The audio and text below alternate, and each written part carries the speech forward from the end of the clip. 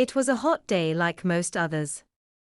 Myself and my mate Richie were running around outside my place having a grand old time, with our water guns and our dihydroxide bombs, in our togs, and Mum was inside doing, oh I don't know mum stuff. When I noticed Richie slip around the far side of the house. Oh, brilliant, oh. I can cut through the house, and catch him by surprise with a bomb from the sun deck. Oh. So running with gleeful anticipation, I zipped in the front door, zapped up the stairs, and was zooming towards the deck when I heard a shattering noise from in my wake.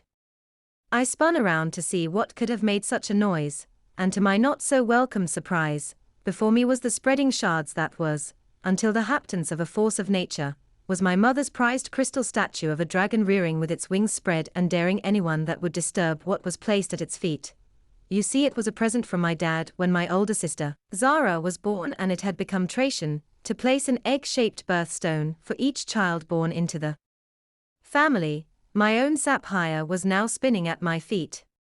To make matters worse was, standing in the hall doorway, was my own, now shocked, mother. It was in all almost enough shock for me to drop my precious water boom still clutched in this hatchling's claws. After a brief second that seemed like an eternity, my mother uttered in the tone that only your parents can achieve, Alexander Douglas Murray. How many times have I told you not to run in the house? Oh, go to your room.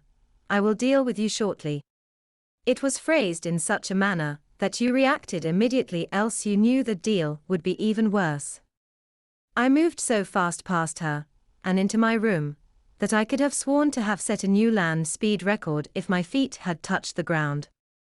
In my room, I had time for my those to catch back up to me, for I surely must have mislaid them somewhere to have acted too stupidly.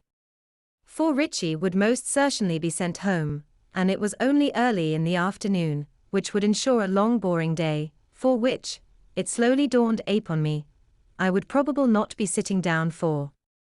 It was true that she and Dad have repeatedly told us kids not to run or roughhouse inside as something might get broken. Where did I put that blasted water boom? Don't tell me I dropped it inside to make things worse. No, Mum had taken it off me as I ran past. Well, I'm a big boy now of 7.5. I won't blubber this time like I did like when I was a little kid. Just then Mum walked into the room.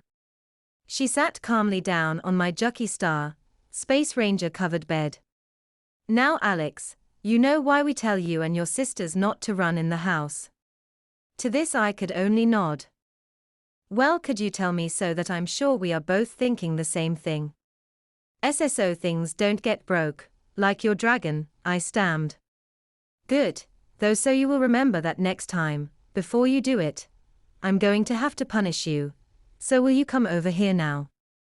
I dragged my feet over to Mum's left, whereupon she lifted me up and across her sun-warmed legs. Still, I was a big boy now and could take it like a man, then. Slap. My left cheek protested to such treatment, smack. Now the inanity of my right was adding its voice to chorus that I was getting from back there, then spank. The lower of both cried out in unison. My resolve broke, so did I. Whack! Went as Mum's steady hand added my upper and inner left thigh to the symphony, quickly followed by spank. As the same portions of my right thigh, I stated to kick. Ow! Please Mummy, it hurts. It's slap. Meant to. Smack. Spank. Mum was going as steady as rain and the spanks keep hailing down on my posterior. I was really failing now, but Mum kept me steadily on her lap with her right, as my legs unhindered now in beat with my arms. Please Mummy, whack. I'm sorry. Smack. I won't do it again. I know, spank. You won't, that's is what slap. This is to aid.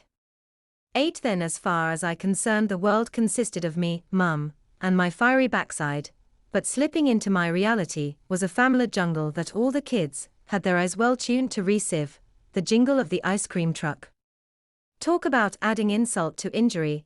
I had been waiting all week saving my pocket money so I could buy my dream cone, the chocolate bomb, 2 scoops of different types of chocolate ice cream, coated in a chocolate shell. And here I was over my mother's knee again. I gave up and just lay there receiving the rest of my spanking, bawling like the little kid I was. The spanking quickly finished and Mum laid my face down on my bed and softly said to me, my hatchling, it is over, and don't worry, you will soon enough be big enough to fly. And left me there to finish my cry with a kiss. As my sobs abated, Richie came into my room. Had he stayed to watch my spanking, the sod? Wait, what was that in his hands? Your mum gave me some money to get us some ice creams, he began, lick on his cone, and told me to wait for the ice cream man while she dealt with you. He paused, then continued, man, you could get a job stopping traffic with the job your mum gave you. Here, have your own. She reminded which one you wanted. And sure enough, there in his offering hand was my dream cone. I rolled over, then quickly decided to stand, and gratefully took the offered cone. Then Mum came back into the room. Alex, honey, put you togs back on. Now you two take your cones onto the deck and behave while I take a shower. Then I might take you two down to the school's pool. So the afternoon wasn't a waste, and a couple of days later the dragon was back. Apparently, between the combination of dragon magic and a guy called insurance, it was hard than my mistake to kill a dragon.